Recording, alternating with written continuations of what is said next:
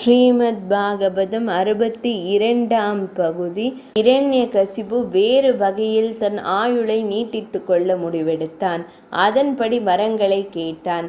பிரம்மதேவரே, தாங்கள் படைத்த எவராலும் எதனாலும் எனக்கு மரணம் வரக்கூடாது.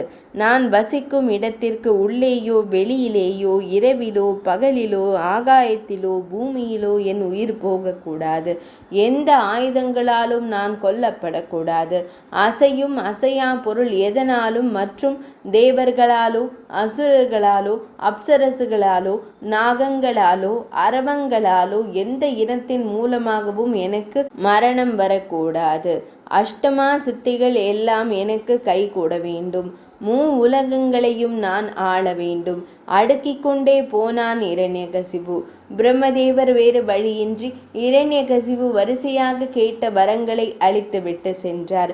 எளிதில் மரணம் நெருங்க முடியாதவனாக சந்தோஷத்துடன் நாடு திரும்பினான் இரண்யகசிபு. அப்போதே தன் அசுர படைகளுடன் புறப்பட்டு உலகங்களையும் வென்றான். தேவேந்திரனை அடித்து துரத்திவிட்டு தேவலோகத்தை கைப்பற்றி கொண்டான். அஷ்டதிக்கு பாலகர்களும் தேவர்களும் அனைவரும் அவனுக்கு அடிமையானார்கள். சூரியன் சந்திரன் உள்ளிட்ட எல்லா நவகிரகங்களும் அவனுடைய அரண்மனையில் பணியாள்களாக பணியாற்றினார்கள். மரணமே இல்லாதவன் நான், இனி எனக்கு அழிவில்லை, எனவே நானே கடவுள் என்று அறிவித்து கொண்டான் இரண்யகசிபு. உலகங்களிலும் இருந்த கடவுளர்களின் ஆலயங்கள் இடிக்கப்பட்டன. எல்லா இடங்களிலும் இரண்யகசிபுவிற்கே ஆலயங்கள் கட்டப்பட்டன. அனைவரும் இரண்யகசிபுவையே கடவுளாக தொழ கட்டாயப்படுத்தப்பட்டனர். கட்டளைக்கு அடிபணிய மறுத்தவர்கள் சிறையில் அடைக்கப்பட்டு சித்திரவதை செய்யப்பட்டனர்.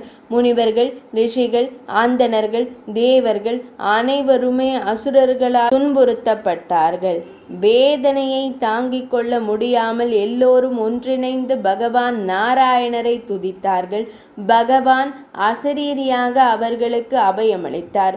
பக்தர்களே, வரங்கள் பெற்றதன் காரணமாக மரணமில்லாதவன் என்கிற மமதையோடு மேலும் மேலும் தவறு செய்கிறான் இரண்யகசிபு.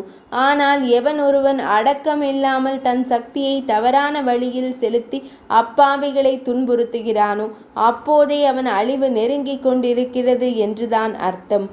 உலகத்தையும் துன்புறுத்தி வந்த இரண்யகசிபு எப்போது அவனுடைய மகன் பிரகலாதனை துன்புறுத்தி விரோதம் செய்கிறானோ அப்போது நானே அவனை கொல்வேன் என்று ஆறுதல் கூறினார் பகவான் ஸ்ரீ மகாவிஷ்ணு. 62ஆம் பகுதி நிறைவடைந்தது.